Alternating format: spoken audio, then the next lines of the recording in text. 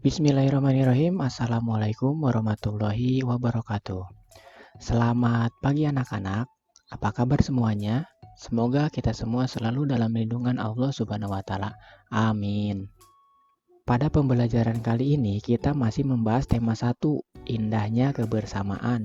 Pada subtema 1, keberagaman budaya bangsaku, dan masuk ke pembelajaran selanjutnya yaitu pembelajaran 4. Mari kita bahas materinya.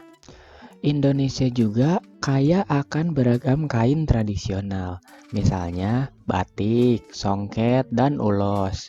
Jenis-jenis kain tersebut merupakan kekayaan budaya bangsa. Ayo kita cari tahu lebih lanjut. Amatilah kain tradisional Nusantara berikut. Nah, di sini ada 3 contoh kain-kain tradisional. Di kain-kain tradisional tersebut menerapkan berbagai macam segi banyak.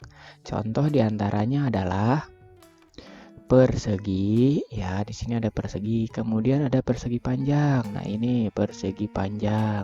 Setelah itu ada belah ketupat, ya ini contoh dari belah ketupat. Kemudian ada lagi segitiga. Nah, ini contoh dari segitiga ya. Kemudian ada lingkaran. Ini lingkaran nih ya. Dan banyak lagi bangun-bangun segi banyak yang diterapkan pada kain tradisional yang ada di Nusantara. Segi banyak dibedakan menjadi segi banyak beraturan dan segi banyak tidak beraturan. Ini adalah contoh dari segi banyak beraturan. Kemudian ini adalah contoh dari segi banyak tidak beraturan. Kita kasih tanda ini bangun A, ini bangun B, ya. Segi banyak beraturan mempunyai seluruh sisi dan sudutnya sama besar. Ini dinamakan dengan sudut. Ini dinamakan dengan sudut ya. Nah, ini dinamakan dengan sisi. Nah, ini nih garis ini dinamakan dengan sisi. Ya. Begitu ya.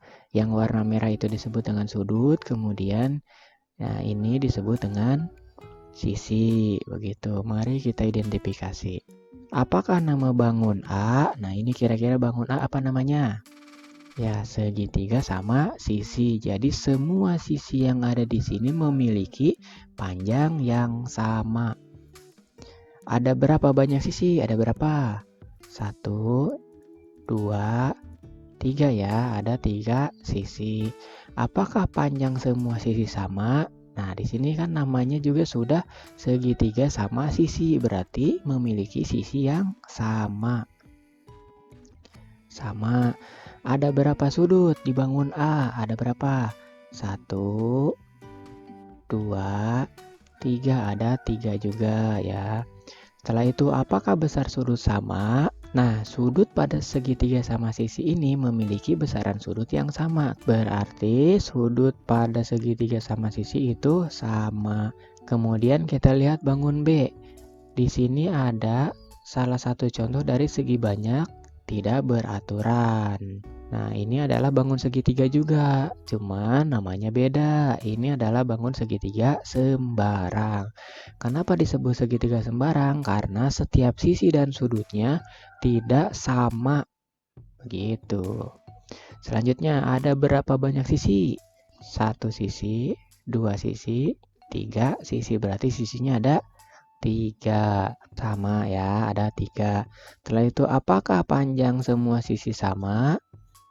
Lihat, ini dengan ini panjangnya sama nggak? Beda ya. Kemudian ini dengan ini panjangnya juga beda. Berarti panjang sisi-sisi pada segitiga sembarang itu tidak sama. Setelah itu ada berapa sudut? Ini sudut. Ini sudut. Ya, ini juga sudut. Ada berapa sudut? Ya, 3 sudut. Setelah itu apakah besar semua sudut sama? Lihat. Ya, jarak antara sisi satu dan sisi yang lainnya. Kemudian ini kan terjadi sebuah pertemuan titik ya, pertemuan garis sehingga membentuk sebuah titik. Nah, itu disebut dengan sudut. Lebar ini dengan lebar ini sama nggak? Beda ya. Kemudian lebar ini dengan lebar ini juga beda ya. Berarti sudut pada segitiga sembarang itu tidak sama. Paham ya? Jadi kesimpulannya, segi banyak beraturan itu mempunyai seluruh sisi dan sudutnya sama besar.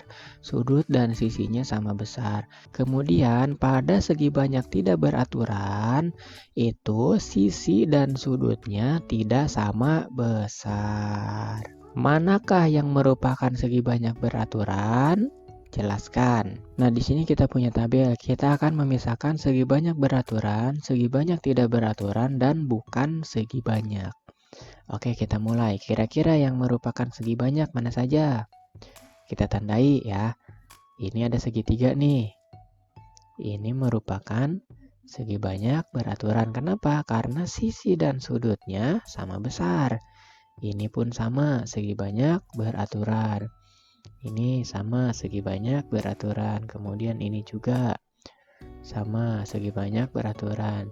Ini pun sama, segi banyak beraturan. Kemudian yang merupakan bukan segi banyak beraturan mana saja? Ini ya, ini adalah segi banyak tidak beraturan. Kemudian ini juga sama, segi banyak tidak beraturan.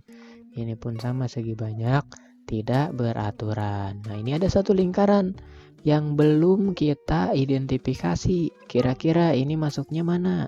Ini masuknya bukan segi banyak. Kenapa? Karena lingkaran ini tidak memiliki sudut, hanya memiliki sisi saja. Maka dari itu lingkaran merupakan bukan segi banyak. Begitu ya. Kita masukkan ke dalam tabel. Yang pertama ada segitiga. Selanjutnya ada persegi atau segi 4. Selanjutnya ada segi 6. Ya. Kemudian ada segi 5. Selanjutnya ada segi 8. Itu merupakan contoh-contoh dari segi banyak beraturan. Setelah itu ada segi banyak tidak beraturan ya. Nah, ini merupakan contoh dari segi banyak tidak beraturan. Setelah itu ada contoh lain dari segi banyak tidak beraturan dan segitiga sembarang merupakan contoh dari segi banyak tidak beraturan. Dan yang merupakan bukan segi banyak ada lingkaran. Paham ya? Lanjut. Kemudian ada tari kipas Pakarena. Tari kipas Pakarena merupakan kesenian tari yang berasal dari Goa, Sulawesi Selatan. Tarian ini sudah menjadi tradisi di kalangan masyarakat Goa yang merupakan bekas kerajaan Goa. Kisahnya berawal dari perpisahan antara penghuni Bitong Langi atau negeri Khayangan dan penghuni Lino, bumi, pada zaman dahulu. Konon, sebuah perpisahan penghuni Bitong Langi sempat mengajarkan kepada penghuni Lino cara menjalani hidup seperti bercocok tanam, berternak, dan berburu. Cerita itu diabadikan dalam gerakan tarian. Makna gerakan tari kipas Pakarena seperti gerakan berputar searah jarum jam, melambangkan siklus hidup manusia. Gerakan naik turun mencerminkan roda kehidupan yang kadang berada di bawah dan kadang berada di atas. Cara menari yang lembut mencerminkan karakter perempuan Goa yang sopan, setia, patuh, dan hormat. Secara keseluruhan, gerakan tari ini mengungkapkan rasa syukur. Nah, jadi tari kipas Pakarena ini adalah sebuah tari yang berasal dari Goa, Sulawesi Selatan, yang merupakan sebuah kisah yang mencerminkan kehidupan sehari-hari seperti bercocok tanam, berternak, dan berburu. Ya, dan di tari ini juga banyak makna-makna kehidupan yang ada di dalamnya. Begitu ya, itu adalah tari kipas Pakarena. Selanjutnya, seperti yang telah kamu ketahui sebelumnya, kita hidup penuh dengan keberagaman. Di dalam keluarga, hampir setiap anggota berbeda. Di sekolah, kamu mempunyai teman-teman yang berbeda. Di masyarakat, kamu mempunyai tetangga yang berbeda-beda pula. Tahukah kamu, perbedaan yang ada di keluarga, sekolah, dan masyarakat akan menjadi indah apabila dilandasi oleh persatuan dan kesatuan. Nah, di sini ada sebuah percobaan. Ambil sebuah sapu lidi, cabut sebatang lidi dari sapu tersebut. Kemudian gunakan sapu dan sebatang lidi tersebut untuk menyapu. Setelah itu bandingkan ya. Nah, coba kamu ambil satu ikat sapu lidi dan satu batang sapu lidi. Setelah itu, yang pertama kamu menyapu menggunakan satu ikat sapu lidi sampai selesai. Kemudian kamu menyapu di tempat yang lain dengan menggunakan satu batang lidi yang telah kamu pisahkan tadi ya. Kira-kira mana yang akan lebih mudah menyapunya dan cepat selesai? Kira-kira dari kedua kegiatan tersebut mana yang akan lebih mudah dan cepat selesai? Apakah menggunakan satu ikat sapu lidi atau menggunakan satu batang lidi saja? Nah, tentu saja satu ikat sapu lidi akan lebih mudah dan lebih cepat menyelesaikan pekerjaan menyapu daripada hanya menggunakan satu batang lidi saja, begitu ya. Karena ketika kita menggunakan satu ikat sapu lidi, banyak lidi yang ada dalam ikatan tersebut sehingga pekerjaan kita menjadi ringan dan mudah untuk dikerjakan dan juga akan menjadi cepat selesai. Beda halnya dengan menggunakan satu batang lidi saja. Yang pertama, tidak ada kekuatan pada satu batang lidi. Nah, kesimpulan dari percobaan tersebut adalah yang pertama, bersatu menjadikan sebuah keluarga, masyarakat, bangsa, dan negara menjadi semakin kuat.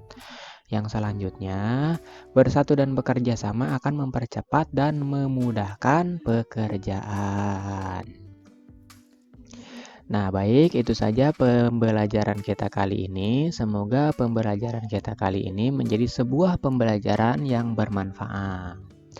Jika ada pertanyaan, mana saja yang harus kamu tulis?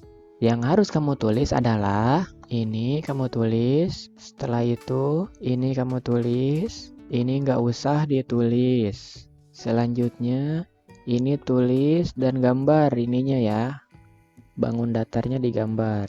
Kemudian ini ditulis, ininya dibuat, digambar, dan kotaknya pun ya tabelnya dibuat. Ini nggak usah ditulis. Setelah itu ini ditulis. Paham ya? Jadi itu mana yang harus kamu tulis dan yang tidak harus kamu tulis. Sekian pembelajaran kita kali ini. Semoga pembelajaran kita kali ini menjadi sebuah pembelajaran yang bermanfaat. Amin. Dan tak lupa Bapak selalu ingatkan agar selalu mematuhi protokol kesehatan, memakai masker ketika akan bepergian, menjaga jarak, dan sering-sering mencuci tangan. Assalamualaikum warahmatullahi wabarakatuh.